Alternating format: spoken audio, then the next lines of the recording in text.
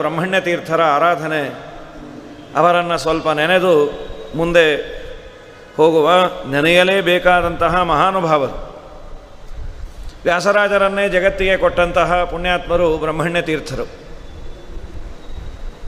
ವ್ಯಾಸರಾಜರು ಬರೆದಂತಹ ಗ್ರಂಥಗಳಲ್ಲಿ ಮಂಗನಾಚರಣೆಯಲ್ಲಿ ಇವರನ್ನು ನಮಿಸಿ, ಮುಂದೆ ಬರುವ ಎಲ್ಲರೂ ವ್ಯಾಸರಾಜರ ಗ್ರಂಥಗಳನ್ನು ಅಧ್ಯಯನ ಮಾಡೋರು ಎಲ್ಲರೂ ಬ್ರಹ್ಮಣ್ಯ ತೀರ್ಥರಿಗೆ ನಮಸ್ಕಾರ ಮಾಡಿಯೇ ಮುಂದೆ ಗ್ರಂಥವನ್ನು ಪ್ರಾರಂಭ ಮಾಡೋದು. ಮಂಗಲಾಚರಣೆಯನ್ನು ಮಾಡದೆ ಯಾರೂ ಗ್ರಂಥವನ್ನು ಪ್ರಾರಂಭ ಮಾಡೋದಿಲ್ಲ. ವ್ಯಾಸರಾಜರ ತಂದೆ ತಾಯಿ ಮಕ್ಕಳಾಗೋದಿಲ್ಲ ಅಂಥೇಳಿ ಯಾತ್ರೆಯನ್ನು ಕೈಗೊಂಡವರಂತೆ. ಇನ್ನು ಅವರಿಗೆ ಮಕ್ಕಳಾಗೋದಿಲ್ಲ, ಆಗುವ ವಯಸ್ಸು ಮೀರಿದೆ, ಯಾತ್ರೆಯನ್ನು ಮಾಡಿ ನಮಗೆ ಪರಲೋಕದ ಸಾಧನೆಯನ್ನು ಮಾಡಿಕೊಳ್ಳಬೇಕು, ಯಾತ್ರೆಯ ಮುಂಚೆ ಗುರುಗಳ ಮಂತ್ರಾಕ್ಷತೆಯನ್ನು ತೆಗೆದುಕೊಳ್ಳಬೇಕು ಅಂತ ಬ್ರಹ್ಮಣ್ಯ ತೀರ್ಥರ ದರ್ಶನಕ್ಕೆ ಬಂದವರು ಇವರು. ಇನ್ನೇನು ಬ್ರಹ್ಮಣ್ಯ ತೀರ್ಥರ ಸಮೀಪದಲ್ಲಿ ಬರುವ ಒಂದು ಮೈಲು ದೂರದಲ್ಲಿ ವ್ಯಾಸರಾಜರ ತಂದೆ, ಪೂರ್ವಾಶ್ರಮದ ತಂದೆ ರಾಮಾಚಾರ್ಯರು ಅಂಥೇಳಿ, ತಲೆ ನೋವ್ತಾ ಇದೆ ಅಂತ ಹೆಂಡತಿಯ ತೊಡೆಯ ಮೇಲೆ ತಲೆಯನ್ನು ಇಟ್ಟವರು ಏಳಲೇ ಇಲ್ಲ. ಮೈ ತಣ್ಣಗೆ ಆಗಿದೆ,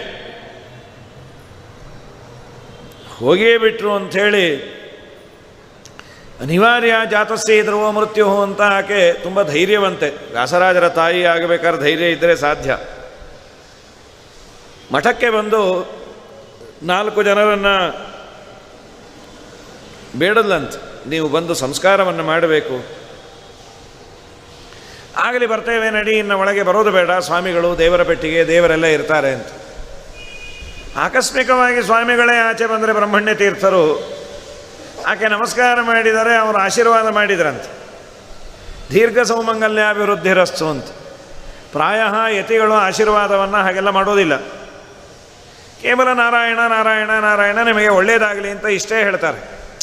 ಪರ್ಟಿಕ್ಯುಲರ್ ಆದ ಕೆಲಸವನ್ನು ಹೇಳಿ ನಿಮಗೆ ಮನೆ ಆಗಲಿ, ಮುಂಜೆ ಆಗಲಿ, ಮದುವೆ ಆಗಲಿ ಇದೆಲ್ಲ ಆಗೋದಿಲ್ಲ. ನಾವು ಅವರ ಮುಂದೆ ಸಮಸ್ಯೆಯನ್ನು ಹೇಳಿದಾಗ ನಮ್ಮ ಉಪಾಸ್ಯ ಮೂರ್ತಿಯ ಅನುಗ್ರಹದಿಂದ ನಿಮ್ಮ ಅಪೇಕ್ಷೆ ಈಡೇರಲಿ ನಾರಾಯಣ ಅಂತ ಮಂತ್ರಾಕ್ಷತೆ ಕೊಡೋದು. ಸುಪುತ್ರಾವಾಪ್ತಿ ವಸ್ತು, ದೀರ್ಘ ಸೌಮಂಗಲ್ಯಾಭಿವೃದ್ಧಿರಸ್ತು, ಪ್ರಮೋಷನ್ ಪ್ರಾಪ್ತಿರಸ್ತು, ಇದ್ಯಾವುದೂ ಹೇಳೋದಿಲ್ಲ. ಪ್ರಥಮತಃ ನಿಷ್ಕಾಮ ಕರ್ಮವನ್ನು ಮಾಡೋರು ಯತಿಗಳು. ಅವರಲ್ಲಿ ಪ್ರಾರ್ಥನೆ ಮಾಡಿದಾಗ ಸರ್ವೇ ಜನ ಸುಖಿನೋ ಭವಂತು ಅನ್ನೋರು. ಇವತ್ತಿನ ಕಾಲದಲ್ಲೇ ಆಗಿದೆ ಅಂದರೆ ಬ್ರಹ್ಮಣ್ಯ ತೀರ್ಥರು ಅಂದರೆ ಮೋಕ್ಷ ಮಾರ್ಗವನ್ನು ಕಂಡುಕೊಂಡ ಮಹಾನುಭಾವರು. ಶಿಷ್ಯರೆಲ್ಲ ಅಂದರು, ಸ್ವಾಮಿ ನೀವು ನೋಡಿ ಆಶೀರ್ವಾದ ಮಾಡಬೇಕಾಗಿತ್ತು ಅಂದರು. ಏನು ನೋಡಿ ಆಶೀರ್ವಾದ ಮಾಡೋದು ಅಂದರೆ ಕೆಲವೊಮ್ಮೆ ಹೀಗಿರುತ್ತದೆ, ಆಶೀರ್ವಾದಕ್ಕೆ ಭಾಳ ಕಮ್ಮಿ ಕೊಟ್ಟರು ಅಂದರೆ ಸ್ವಲ್ಪ ಆಶೀರ್ವಾದ ತಗೋ ಅಂಥೇಳಿ ಮಂತ್ರಕ್ಕೆ ತಲೆ ಮೇಲೆ ಹಾಕಿ ಹೋಗೋದು. ಸ್ವಲ್ಪ ದಕ್ಷಿಣೆ ಜಾಸ್ತಿ ಇತ್ತು ಅಂದರೆ ಮಂತ್ರವೂ ಜಾಸ್ತಿ, ಹಾಗೇನಾದರೂ ಇದೆಲ್ಲ ಅಲ್ಲ. ನಾನು ನುಡಿದದ್ದಲ್ಲ, ದೇವರು ನನ್ನ ಬಾಯಿಂದ ನುಡಿಸಿದ್ದು. ಸ್ವಾಮಿ ಆಕೆ ಬಂದಿರೋದು ತನ್ನ ಗಂಡನ ಸಂಸ್ಕಾರಕ್ಕಾಗಿ. ನೀವು ನೋಡಿದ್ರೆ ಆಕೆಗೆ ದೀರ್ಘ ಸುಮಂಗಲ್ಯಾಭಿವೃದ್ಧಿರಸ್ತು ಅಂತ ಇದ್ದೀರಿ. ಎಂಥ ವಿಪರ್ಯಾಸ! ಬ್ರಹ್ಮಣ್ಯ ತೀರ್ಥರಂದರು, ನಮ್ಮ ಬಾಯಿಂದ ಬಂದಿದೆ ಅಂತಾದರೆ ಅದು ನಾನು ನುಡಿದದ್ದಲ್ಲ, ತತ್ವಾಭಿಮಾನಿ ದೇವತೆಗಳ ಒಳಗಿರುವ ವಾಯುದೇವರು ದೇವರು ನುಡಿಸಿದ್ದು. ದೇವರ ಮಾತು ಸುಳ್ಳಾಗಲಿಕ್ಕಿಲ್ಲ, ಆತ ಸತ್ತಿಲ್ಲ ಅಂತ ಇವರು ವಾದ. ಆಗೋಯ್ತು, ಏನೋ ಅಪ್ಪಿ ತಪ್ಪಿ ಒಂದು ಮಾತನ್ನು ಆಡಿದ್ದೀರಿ, ಅದರ ಸಲುವಾಗಿ ನೀವು ಅಲ್ಲಿ ಬರೋದು ಬೇಡ, ಶವವನ್ನು ನೋಡೋದು ಬೇಡ ಅಂತ. ಶವ ಆಗಿದ್ದರೆ ನೋಡಬಾರದು, ಶವವೇ ಆಗಿಲ್ಲಲ್ಲ ಅಂತ ಇವರು. ಧನ್ವಂತರಿ ಮಂತ್ರವನ್ನು ಜಪ ಮಾಡ್ತಾ ಬಂದು ಆ ಕೈಯಲ್ಲಿ ಏನೋ ನೀರಿನ ಪಾತ್ರೆ ಇತ್ತು, ಆ ನೀರನ್ನು ಪ್ರೋಕ್ಷಣೆ ಮಾಡಿದರೆ ಎದ್ದು ಕೂತ್ರಂಥವ್ರು. ಏನು ಆಶ್ಚರ್ಯ, ಆನಂದ! ಇಬ್ಬರು ದಂಪತಿಗಳ ನಮಸ್ಕಾರ ಮಾಡಿದರೆ ಸುಪುತ್ರಾವಾಪ್ತಿರಸ್ತು ಅಂತ ಬೇರೆ ಅಂದರು. ಅವರಂದರು, ಸತ್ತವರೇ ಬದುಕಿದಾಗ ಬದುಕಿದವರಲ್ಲಿ ಮಕ್ಕಳಾಗದೆ ಏನು ಇಂಥ ಪುಣ್ಯಾತ್ಮರು ಅಂಥೇಳಿ. ಮುಂದೆ ಆ ಮಗುವನ್ನು ನೀವು ಮಠಕ್ಕೆ ಕೊಡಬೇಕು ಅಂದರು. ವ್ಯಾಸರಾಜರ ಭಾಗ್ಯ, ಮನೆಯ ಹಾಲನ್ನು ಕೊಡೋದೇ ಇಲ್ಲ ಪುಣ್ಯಾತ್ಮರು. ದೇವರಿಗೆ ಅಭಿಷೇಕ ಮಾಡಿದ ಹಾಲನ್ನೇ ಕುಡಿಸಿ ಬ್ರಹ್ಮಣ್ಯ ತೀರ್ಥರು ಬೆಳೆಸದ್ರಂತೆ.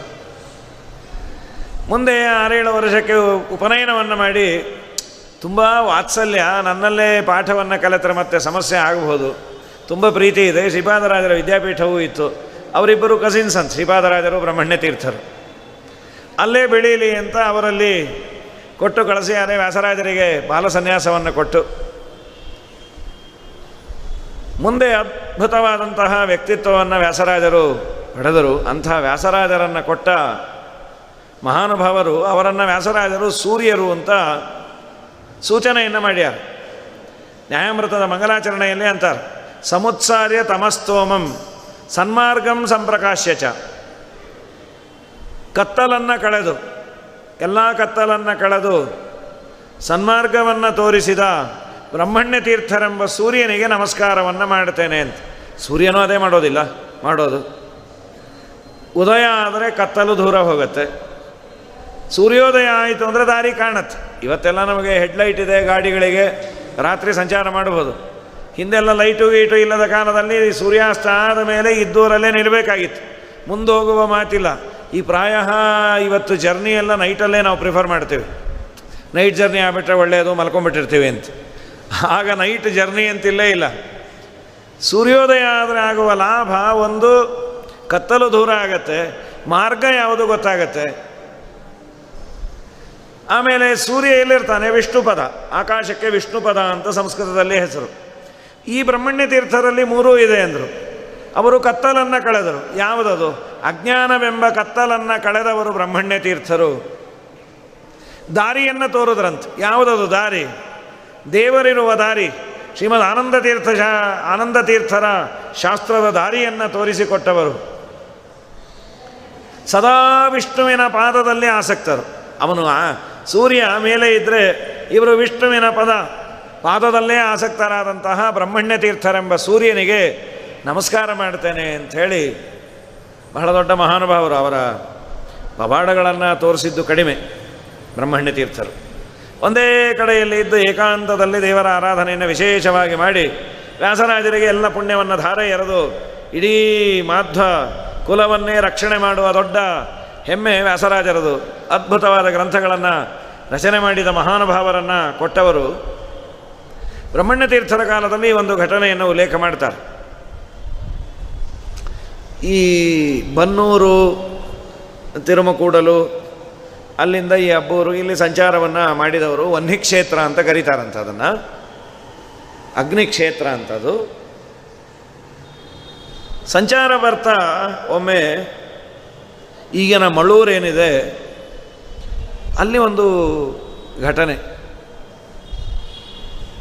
ಆ ಕಾಲದ ಯಾವುದೋ ರಾಜ ಇದ್ದ. ರಾಜನಿಗೆ ವಯಸ್ಸಾಗಿತ್ತು. ಅವನ ಹೆಂಡತಿ ತೀರಿ ಹೋದ ಮೇಲೆ ವಯಸ್ಸಾಗಿದ್ದರೂ ಇನ್ಯಾವುದೋ ಹೆಣ್ಣನ್ನು ಮದುವೆ ಆದ. ಆದರೆ ಆ ಹುಡುಗಿಗೆ ತಾರುಣ್ಯ. ರಾಜನಿಗೆ ಮಗ ಇದ್ದ, ಒಳ್ಳೆ ಸುಕುಮಾರ, ಅವನು ಒಳ್ಳೆ ತಾರುಣ್ಯ ರಾಜನ ಕುಮಾರನಿಗೆ. ಆ ಮಲತಾಯಿ ರಾಜನ ಹೆಂಡತಿ ಆದವಳಿಗೆ ಇವನ ಮೇಲೆ ಕಣ್ಣಾಯ್ತಂತೆ. ಚೆನ್ನಾಗಿದ್ದ ಅಂತ. ಅವನು ತುಂಬ ಸಭ್ಯ, ಯೋಗ್ಯ. ಅವನಂದ, ನೀನು ನನ್ನ ತಾಯಿ ಈ ದೃಷ್ಟಿಯಿಂದೆಲ್ಲ ನೋಡಬೇಡ. ಇದು ರಾಜನಿಗೆ ಸುದ್ದಿ ಗೊತ್ತಾಯಿತು.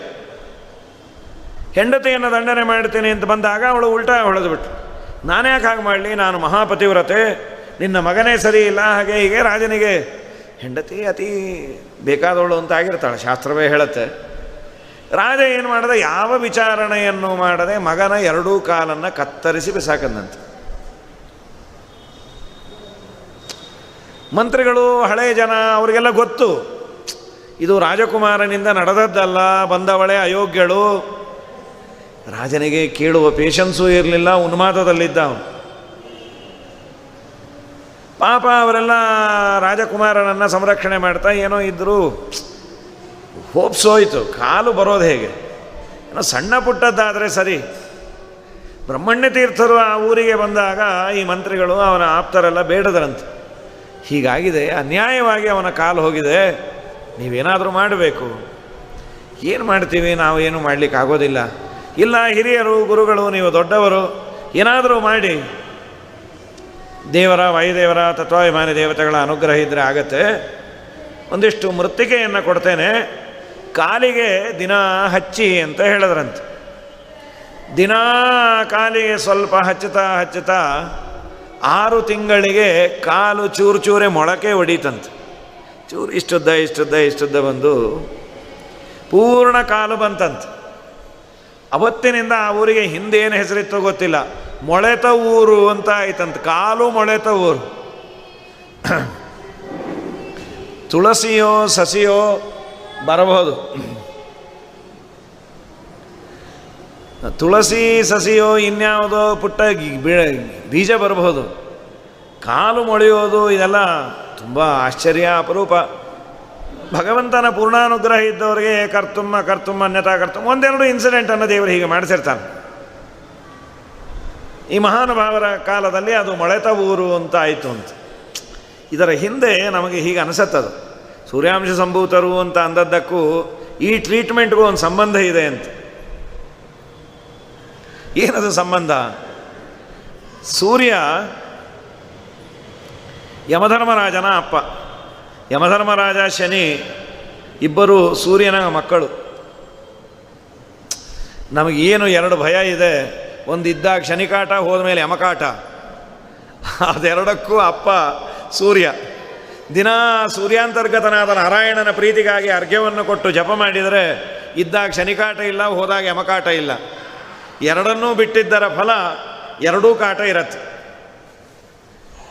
ಸೂರ್ಯಾಂತರ್ಗತನಾದ ನಾರಾಯಣ ಸೂರ್ಯನ ಕಾಲದಲ್ಲಿ ಒಂದು ಘಟನೆ ಆಯಿತು, ಹರಿವಂಶದಲ್ಲಿ ಬರುವ ಘಟನೆ ಅದು. ಸೂರ್ಯನಿಗೆ ಇಬ್ಬರು ಹೆಂಡತಿಯರು, ಸಂಜ್ಞಾದೇವಿ ಅಂತ ಒಬ್ಬಳು, ಸಂಜ್ಞೆಯ ಮಕ್ಕಳು ಮೂರು, ಯಮುನಾ, ಯಮಧರ್ಮರಾಜ. ಇವರಿಬ್ಬರು ಅವಳಿ ಜವಳಿ. ಯಮುನೆ ನದಿಯಾಗಿ ಹರಿದಾಳಲ್ಲ, ಯಮುನೆ ಹಾಗೂ ಯಮಧರ್ಮರಾಜ ಅವಳಿ ಜವಳಿ. ಅದಾದ ನಂತರದಲ್ಲಿ ಹುಟ್ಟಿದವನು ಈ ಮನ್ವಂತರದ ಅಧಿಪತಿ ವೈವಸ್ವತ ಮನು. ಈ ಮೂರು ಜನ ಮಕ್ಕಳು ಸಂಜ್ಞಾದೇವಿಯ ಮಕ್ಕಳು. ಸೂರ್ಯನ ಜೊತೆ ಸಂಸಾರವನ್ನು ಮಾಡಲಿಕ್ಕೆ ಆಗಿಲ್ಲಂತೆ. ತನ್ನ ನೆರಳಿಗೆ ಸಂಸ್ಕೃತದಲ್ಲಿ ಛಾಯಾ ಅಂತ ಕರೀತಾರೆ, ಛಾಯಾದೇವಿ. ಆ ಛಾಯಾದೇವಿಗೆ ಜೀವವನ್ನು ತುಂಬಿ ನನ್ನ ಬದಲಾಗಿ ನೀನು ಸಂಸಾರವನ್ನು ಮಾಡು ಅಂತ ಹೇಳಿ ಹೋದ್ಲಂತೆ. ಅವಳು ಹೇಳಲು, ಎಲ್ಲಿವರೆಗೂ ಸೂರ್ಯ ನನ್ನ ಜುಟ್ಟನ್ನು ಹಿಡ್ಕೊಂಡು ಜಗಳ ಆಡೋದಿಲ್ಲ ಅಲ್ಲಿವರೆಗೂ ನಾನು ಈ ಸೀಕ್ರೆಟನ್ನು ಓಪನ್ ಮಾಡೋದಿಲ್ಲ. ಯಾವತ್ತು ಜುಟ್ಟು ಹಿಡಿದು ಜಗಳವನ್ನು ಆಡ್ತಾನೆ ಅವತ್ತು ನಾನು ಈ ಸೀಕ್ರೆಸಿಯನ್ನು ಹೇಳಿಬಿಡ್ತೇನೆ ಅಂತ ಅಂದಿದ್ದಂತೆ. ಛಾಯಾದೇವಿಗೆ ಇಬ್ಬರು ಮಕ್ಕಳಾದರು, ಒಬ್ಬ ಶನಿ, ಇನ್ನೊಬ್ಬ ಮುಂದಿನ ಮನ್ವಂತರದ ಅಧಿಪತಿ ಸಾವರ್ಣಿ ಮನು ಅಂತ. ಆ ಇಬ್ಬರು ಮಕ್ಕಳಾದ ಮೇಲೆ ಮಲತಾಯಿ ಟ್ರೀಟ್ಮೆಂಟ್ ಶುರು ಮಾಡಿದ್ಲು. ತನ್ನ ಮಕ್ಕಳಿಗೊಂದು, ಆ ಸಂಜ್ಞಾದೇವಿಯ ಮಕ್ಕಳಿಗೆ ಇನ್ನೊಂದು. ಯಮಧರ್ಮರಾಜ ಮೊದಲಿಂದ ಸ್ಟ್ರಿಕ್ಟ್, ಅವನು ಅಪರಾಧ ಮಾಡಿದರೆ ಬೈ, ನಿರಪರಾಧಿಯನ್ನು ದಂಡನೆ ಮಾಡಿದ್ರೆ ಸುಮ್ಮನಿರಲ್ಲ ಅಂತ. ಒಮ್ಮೆ ಕಾಲು ತೋರಿಸಿದಂತೆ, ನೀ ಹೀಗೆಲ್ಲ ಮಾಡಿದ್ರೆ ಜಾಡ್ ಸೋದಿತೀನಿ ಅಂತ ಅಮ್ಮನಿಗೆ. ಆಗ ಅವಳು ಶಾಪ ಕೊಟ್ಲು, ನಿನ್ನ ಕಾಲೆರಡು ಬಿದ್ದೋಗಲಿ ಅಂತ. ಸೂರ್ಯ ಬಂದ, ಏನು ಗಲಾಟೆ ಅಂತ. ನಾನೇನೋ ಅಪರಾಧ ಮಾಡಿಲ್ಲ, ನನ್ನನ್ನು ಇವಳು ಸುಮ್ಮನೆ ದಂಡನೆ ಮಾಡ್ತಾಳೆ, ನೀನು ವಿಚಾರ ಮಾಡು ಅಂತ. ಅವನು ಅವಳ ಜುಟ್ಟು ಹಿಡ್ಕೊಂಬಿಟ್ಟ, ನೀನು ಯಾರು ಹೇಳು, ನೀನು ತಾಯಿನೋ ಮಲತಾಯಿನೋ ಅಂತ. ಅವಳು ಇದ್ದದ್ದನ್ನು ಹೇಳಲು, ಜುಟ್ಟನ್ನು ಹಿಡಿದ್ರೆ ನಾ ಹೇಳ್ತೇನೆ ಅಂದಿದ್ದಲ್ಲ, ನಾನು ತಾಯಿ ಅಲ್ಲ ಮಲತಾಯಿ. ಸೂರ್ಯಂಗೆ ಯಮನಿಗೆ ತುಂಬ ಆನಂದ ಆಯಿತು, ನೋಡಿದ್ಯಾ ನಾ ಹೇಳಲಿಲ್ಲ ಇವಳು ತಾಯಿನೋ ಮಲತಾಯಿನೋ ಅಂತ ನಾನು ಅಂದಿದ್ದೆ, ಮಲತಾಯಿನೇ. ಏನೇ ಆದರೂ ತಾಯಿ ಸ್ಥಾನದಲ್ಲಿರುವವಳಿಗೂ ನೀನು ಕಾಲನ್ನು ತೋರಿಸೋದು ತಪ್ಪು, ನಿನ್ನ ಕಾಲು ಹುಳ ತಿಂದು ಬೀಳಲಿ ಅಂತಾನೆ ಅಂದ. ಅಪ್ಪ ನಾನು ಅಪರಾಧವನ್ನೇ ಮಾಡಿಲ್ಲ, ಹೀಗಂದರೆ ಹೇಗೆ? ಅಪರಾಧ ಮಾಡದೇ ಇದ್ದದ್ದಕ್ಕೆ ನಾನೊಂದು ವರ ಕೊಡ್ತೇನೆ. ಶಾಪ ತಾಯಿಗೆ ಕಾಲು ತೋರಿಸಿದ್ದು ಅಪರಾಧ, ಕಾಲು ಹೋಗಲಿ, ಆದರೆ ಪುನಃ ನಿನ್ನ ಕಾಲು ಚಿಗುರ್ಲಿ ಅಂತ ವರ ಕೊಟ್ಟಿದ್ದ. ಆ ವರ ಕೊಟ್ಟ ಮೇಲೆ ಮತ್ತೆ ಯಮಧರ್ಮರಾಜನ ಎರಡೂ ಕಾಲುಗಳು ಬಂತಂತೆ. ಹರಿವಂಶ ಹೇಳುವ ಕಥೆ. ಆ ಟ್ರೀಟ್ಮೆಂಟು ಕೊಟ್ಟು ಸೂರ್ಯನಿಗೆ ಅಭ್ಯಾಸ ಇತ್ತು. ಮುಂದೆ ಸೂರ್ಯಾಂಶರಾದ ಬ್ರಹ್ಮಣ್ಯ ತೀರ್ಥರಿಗೂ ಈ ಟ್ರೀಟ್ಮೆಂಟ್ ಕೊಟ್ಟು ಉದ್ಧಾರ ಮಾಡಿದ್ರೋ ಏನೋ ಅಂತ ಆ ಮಹಾನುಭಾವರು ಸೇವೆ ಬ್ರಹ್ಮಣ್ಯ ಭಾಸ್ಕರಂ ಅಂತ ವ್ಯಾಸರಾಜರು ಗುರುಗಳನ್ನು ಸ್ತೋತ್ರ ಮಾಡ್ತಾರೆ. ಮಹಾನುಭಾವರು, ಮಹಾವಿರಕ್ತರು, ಬ್ರಹ್ಮಣ್ಯ ತೀರ್ಥರು. ಅಂಥವರ ಸ್ಮರಣೆ ಮಾಡೋದೇ ತುಂಬ ದೊಡ್ಡ ಭಾಗ್ಯ. ವ್ಯಾಸರಾಜರಂತಹ ಮಹಾನುಭಾವರನ್ನು ಕೊಟ್ಟ ಪುಣ್ಯಾತ್ಮರು ಅಂದರೆ ಏನು ಕೊಡುಗೆಯನ್ನು, ನಾವೇನು ಕೊಡುಗೆ ಕೊಡ್ತೀವಿ? 20 ರೂಪಾಯಿ ಪಂಚಾಮೃತ ಕೊಟ್ಟು 4 ತಂಬಿಗೆ ಕುಡಿದು ಬರ್ತೀವಿ ಪಂಚಾಮೃತ. ನಾವೇನೂ ಕೊಡೋದು ಬೇಡ. ಇವರು ಮಹಾನುಭಾವರು ನಮ್ಮನ್ನು, ನಮಗೇನು ಕಾಲಿಗೀಲು ಹೋಗಲ್ಲ ಅಂತಿಲ್ಲ, ಎಲ್ಲರಿಗೂ ಈ ಕಾಲು ನೋವೇ. ಸೊ ಅವರನ್ನು ಪ್ರಾರ್ಥನೆ ಮಾಡೋಣ, ಚಿಗುರೋದು ಬೇಡ, ಇದ್ದ ಕಾಲು ಮುರಿದೇ ಇರೋ ಥರ ಮಾಡಿ, ಇದ್ದ ಕಾಲಿನ ನೋವು ಬಾರದಂತೆ. ಅಂದಂತೆ ಅಂತರಂಗದಲ್ಲಿ ಕಣ್ಣು ಕಾಣದವ ಹುಟ್ಟು ಕುರುಡನು ಅಂಥೇಳಿ ದೇವರ ಮುಂದೆ ಕುಣಿದೇ ಇದ್ದವನು ಅವನು ಕುಂಟನೋ ಅಂತ. ಆ ಕುಂಟತನ ನಮಗೆಲ್ಲ ಇದ್ದೇ ಇದೆ. ಮಧುಕರ ವೃತ್ತಿ ಅನ್ನೋದೊಂದು ಪುರಂದರದಾಸರಂದರು. ನಾವು ಆ ಮಾ ಹೋಗಿ ಮೂ ಅನ್ನಬೇಕಾಗಿದೆ ಈಗ, ಮಧುಕರ ವೃತ್ತಿ ಅನ್ನೋದು ಅಂಥೇಳಿ. ಹಾಗಾಗಿ ಗುರುಗಳ ಸ್ಮರಣೆಯನ್ನು ಮಾಡಿ ನಿತ್ಯದಲ್ಲಿ ಮಾಡಲೇಬೇಕು. ಬಹಳ ದೊಡ್ಡ ಮಹಾನುಭಾವರು